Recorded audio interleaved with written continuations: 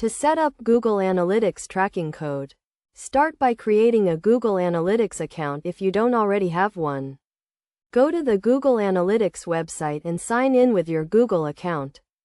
Fill out the required information, including your website name, URL, and industry category. Once you have created your account, you will be given a unique tracking code.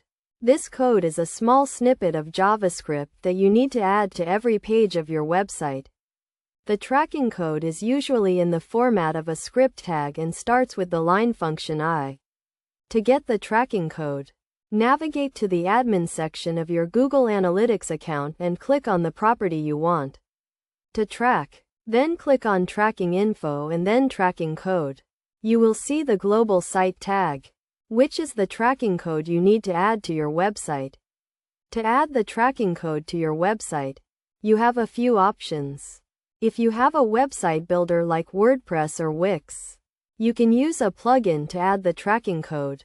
If you have a custom website, you can add the tracking code manually by copying and pasting it into the header section of your website. It is essential to add the tracking code to every page of your website, including the home page, about page, and contact page. This will allow you to track all the traffic and behavior on your website.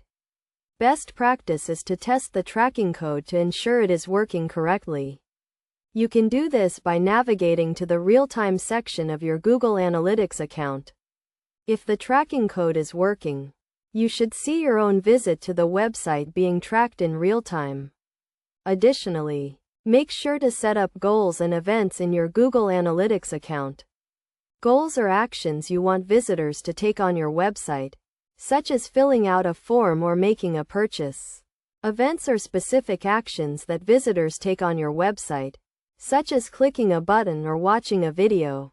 By setting up goals and events, you can get a better understanding of how visitors are interacting with your website and make data-driven decisions to improve your online presence.